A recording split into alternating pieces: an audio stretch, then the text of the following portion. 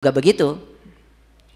Saya waktu kecil kalau belajar rukun iman itu sama orang tua saya kan diajarkannya begini.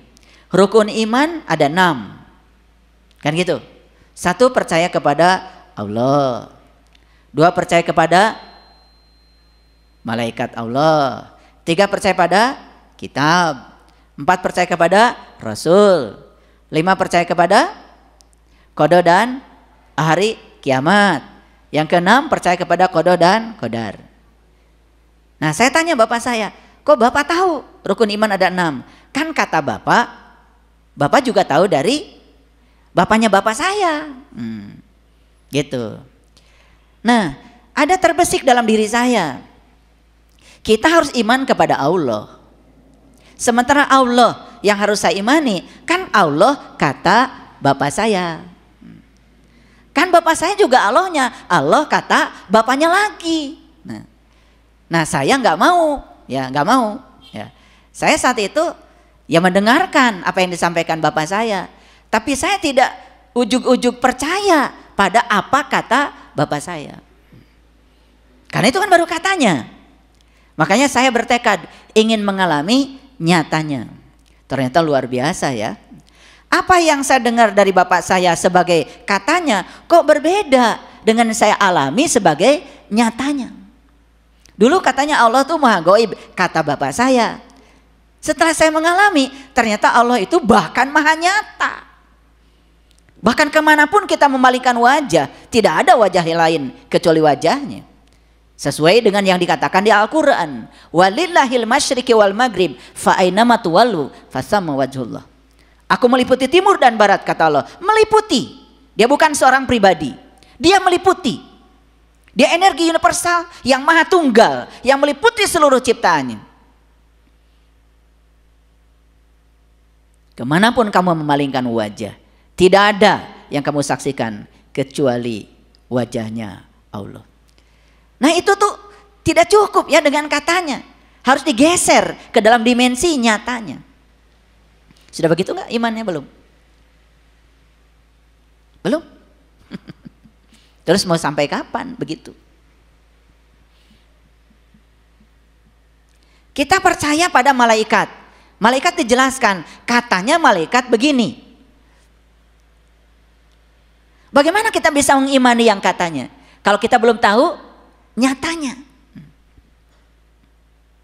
Kita harus percaya pada kitab. Kitab itu katanya begini. Sampai saya dulu bingung. Saya tanya bapak saya, kitab itu yang wajib diimani ada berapa, Pak? Bapak saya bilang ada 4. 1 Al-Quran diturunkan pada Nabi Muhammad. 2 Taurat diturunkan pada Nabi Musa. 3 Injil diturunkan pada Nabi Isa. Yang keempat Zabur diturunkan pada Nabi Daud. Kalau diturunkan ada yang menurunkan kan? Betul? Gitu. Yang menurunkan siapa? Ya Allah. Yang menerima siapa? Yang 4 tadi. Terus bapak saya mengajarkan, katanya Nabi dan Rasul ada 25. Nah mulai bingung otak saya. Ya, berarti ada Nabi dan Rasul yang tidak diberi kitab. Lah ceramahnya pakai apa? Kalian mah nggak begitu. Kalian mah kitabnya 4, nabinya 25, nggak protes. Kalian mah hebat. Hebatlah kalian tuh, damai aja. Kalau saya kan protes otak saya itu. Kitabnya 4, nabinya 25. Gitu kan?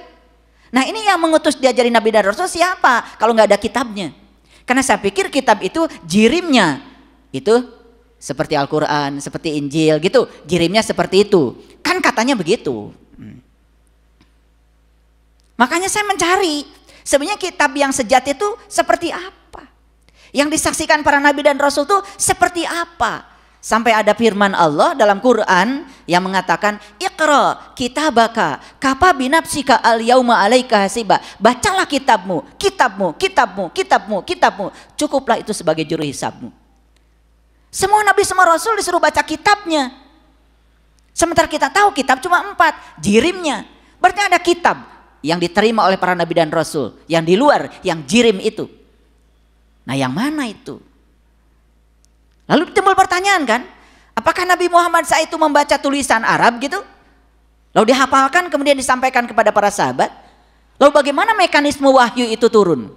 Akhirnya saya jadi mencari kebenaran itu. Karena mencari yang mendapat. Yang tidak mencari tidak akan mendapat. Lalu sampai pada satu pemahaman, oh ternyata wahyu itu adalah getaran-getaran ilahi. Itulah kitab sejati. Dan ketika getaran-getaran itu ditangkap oleh receiver yang bisa menerima getaran itu, timbullah yang namanya pemahaman. Pemahaman adalah informasi. Sama seperti kita sekarang, bisa menangkap WA, bisa menangkap video, bisa menangkap kiriman foto. Kan sebetulnya getaran itu.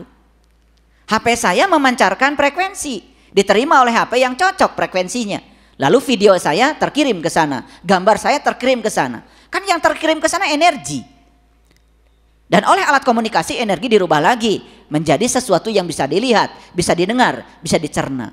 Mekanismenya seperti itu. Nah, inilah pentingnya kita mengimani sesuatu itu yang nyatanya, bukan sekedar katanya. Kira-kira judul ini bisa dicerna? Oke. Yang lain lagi. Kita disuruh mengimani Rasul. Ya kan? Ya toh? Padahal kita tidak hidup sejaman dengan para Rasul itu. Betul nggak? Gitu. Kita disuruh mengimani Rasul, tapi kita tidak bisa mengalami apa yang dialami oleh para Rasul. Coba Bapak Ibu, saya tanya, mana yang bagus? Cerita Musa atau menjadi Musa? Cerita Yunus atau menjadi Yunus? Cerita Ibrahim atau menjadi Ibrahim? Nah, terasa bedanya? Beda kan? Kalau cerita Yunus berarti kita cuman cerita, oh dulu Nabi Yunus pernah mengalami ini. Salah satunya Nabi Yunus pernah ditelan ikan. Kan itu katanya. Apakah Nabi Yunus benar-benar ditelan ikan nyatanya? Apakah itu cuma simbolik? Padahal di Quran Allah mengatakan watil kal amsalu nadribuha linas wa ma yaqilulha illal alimun. Aku berbicara kepada manusia dengan perumpamaan, simbolik. Dan tidak ada yang mengerti perumpamaan itu kecuali orang yang punya ilmu. Pertanyaannya, apa ilmunya? Supaya saya bisa memahami yang sebenarnya. Makanya cari ilmu nggak usah banyak-banyak, cari yang kunci-kunci aja. Tapi kunci itu menyampaikan kita untuk learning to do, bukan learning to know. Learning to know, belajar untuk tahu apa kata orang. Kalau learning to do, belajar untuk mengalami langsung. Berarti kalau sudah mengalami langsung, kita bukan apa kata orang, apa kata saya sebagai pengalaman. Gak pengen gitu, kayak gitu. Saya gak mau cerita, oh dulu Nabi Musa pernah bermunajat kepada Tuhan. Karena Nabi Musa ingin bertemu Tuhan, karena Nabi Musa ingin mengimani Tuhan. Itu diabadikan di Quran surat Al-A'raf ayat 143. Saya tidak puas dengan katanya. Saya tidak mau menceritakan Musa, saya ingin menjadi Musa. Ya saya cari ilmunya. Gimana caranya? Saya bisa mengalami yang dialami Musa. Gitu. Sehingga apa yang ditulis di Quran itu bagi saya bukan katanya, tapi nyatanya. Makanya tidak bisa sekarang diombang-ambing lagi keimanan saya oleh situasi di luar. Karena sudah mantap. Karena saya bukan katanya, tetapi nyatanya. Dan semua yang ditulis di situ harus dialami sebagai satu pengalaman. Itu nyatanya. Tatkala Musa datang pada waktu yang ditentukan, gitu kan ayatnya. Lalu Musa bermunajat kepada Tuhan. Ya Tuhanku, nampakkanlah diri Engkau agar aku dapat melihatmu. Lalu apa kata Tuhan? Kamu tidak akan sanggup melihatku, tapi lihatlah ke gunung ini. Malah diseliuh lihat gunung. Apa gunung? Kalau katanya gunung itu ya sesuatu yang di luar kita, yang kita saksikan. Gunung Galunggung, Gunung Gede, Gunung Cikuray, Gunung Tangkuban Perahu, Gunung Ciremai. Kan taunya gunung itu. Tapi coba pikirkan, kan Musa ingin melihat Tuhan. Masa Tuhan malah justru menyuruh Musa melihat gunung? Berarti gunung yang di situ bukan sesuatu yang sebenarnya, itu simbolik. Simbolik dari apa? Simbolik dari tempat supaya kita bisa melihat Tuhan. Maka di ayat selanjutnya dikatakan, dan tatkala Ya. Tuhan bertajali di gunung itu. Gunungnya hancur luluh dan Musa jatuh pingsan. Dan ketika Musa sudah sadar lagi, Musa berkata, "Qala subhanaka tubtu ilaika wa ana awalul mu'minin." Maha suci Engkau ya Allah, aku bertaubat kepada Engkau dan inilah awal aku beriman. Musa saja mengalami iman bukan katanya, tetapi nyatanya sudah mengalami sendiri. Hebat ya kalian ini, bisa iman katanya. Kalau saya nggak bisa. Sama ketika saya diajarkan, ya harus percaya pada qada dan qadar.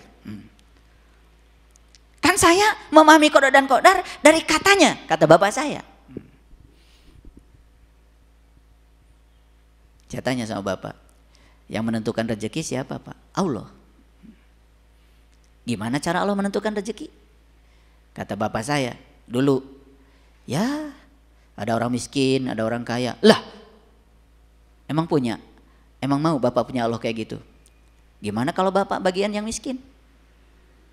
Tetangga bapak bagian yang kaya. Diyakini itu sebagai diatur-atur sama Allah. Saya waktu kecil aja nggak percaya. Allah macam apa? Katanya maha adil. Ternyata begitu saya sudah besar, sudah sadar, saya tidak mau lagi dengan katanya, saya mencari sebenarnya gimana sih konsep qada dan qadar itu. Tertanya ketemulah ilmunya. Kata Allah, aku bergantung sangkaan hambaku. Kalau kamu berpikir sulit, hidupmu akan sulit. Kalau kamu berpikir mudah, hidupmu akan mudah. Kamu berpikir uangmu sedikit, uangmu sedikit. Kamu berpikir hidup penuh perjuangan, hidupmu penuh perjuangan. Ternyata semua kreatornya adalah kita sendiri. Allah itu menentukannya bukan membagi-bagi rezeki ini sedikit ini banyak. Dia menyediakan rezeki yang sama buat semua orang. Tetapi dia memberi bergantung pada pikiran kita, perasaan kita, usaha kita. Kalau begitu kan masuk di otak kita. Adil kan Allah. Betul nggak? Coba. Orang lain masih tidur, kamu sudah bangun. Orang lain sudah pada tidur, kamu masih bangun. Ya beda dong rezekimu. Orang lain sekolah, kamu enggak. Orang lain ikut pelatihan-pelatihan tentang pemberdayaan diri, kamu enggak. Setelah itu tiba-tiba nyalahin Allah. Ini sudah takdir, rezeki saya segini dari Allah. Masa iya? Coba. Percaya enggak kalau Allah itu suka mengazab? Percaya enggak Allah suka mengutuk? Percaya nggak Allah ngasih musibah? Kan itu katanya. Sedangkan di Quran Allah mengatakan segala musibah itu lahir dari karya tanganmu sendiri. Tapi kita sering bilang seolah-olah musibah itu dari Allah. Tuh, kalau kita percaya musibah dari Allah, kamu akan dapat musibah terus. Sama dengan orang percaya kalau sakit dari Allah nggak sembuh-sembuh. Padahal di Quran tidak ada Allah sumber penyakit, yang ada Allah sumber kesehatan. Faiza maridtu fahuwa yasfin. Apabila kamu sakit, aku yang menyembuhkan. Yang saya baca di Quran begitu. Allah itu sumber kesehatan. Sakit itu karena ketiadaan sehat. Dan kenapa sakit? Tanya dirimu sendiri. Apa yang kamu makan? Bagaimana pola hidupmu? Ya. Coba, ini sedang pada puasa ya. Ya puasa menahan lapar maksud saya. Ya itu juga bagus daripada yang tidak. Karena sudah dibuktikan oleh Profesor Yoshinori Ohsumi. Itu adalah pemenang hadiah Nobel yang temuannya tentang autopagi, autolisis. Autopagi, autolisis ya. Atau autopagisom. Jadi kalau kita makan tadi jam 4 sahur. Itu setelah makan itu kita tidak makan apa-apa, tidak minum apa-apa. Berhenti tuh. Lumayan tuh sampai jam 12. Semua makanan yang dimasukkan ke perut tadi jam 4 itu dituntaskan oleh tubuh kita. Karena ternyata tubuh kita itu menyelesaikan satu jenis makanan itu perlu waktu 8 jam. Itu temuan Profesor Yoshinori Ohsumi, orang Jepang pemenang hadiah Nobel. Gaul dikit ya. Gaul dikit. Ini baru cerita puasa dalam aspek fisik ya. Aspek jasmani. Saya belum bicara puasa dalam aspek ruhani. Karena puasa bukan bahasa Arab. Puasa bahasa Pali dari kata upavasa. Nah itu harus dikupas itu kalau mau ngerti isinya. Tapi topik kita bukan yang itu hari ini. Ini nyerempet-nyerempet aja dulu sedikit. Nah jam 12 stop tuh, makanan sudah selesai. Makanya tubuh ini nganggur. Nah saat itu sel-sel dalam tubuh kita lapar. Akibatnya ya, sel-sel yang lapar itu akan menjadi sapu raksasa yang disebut dengan autopagisom. Dia akan memakan sel-sel mati sampai jam 6 sore. Kan lumayan kan? Sehingga orang kalau melaksanakan puasa yang menahan lapar ini lumayan itu ya, akan mengalami regenerasi sel secara medis. Ya tidak mungkin ada perintah yang sembarangan dari agama, dan semua itu bagus. Makanya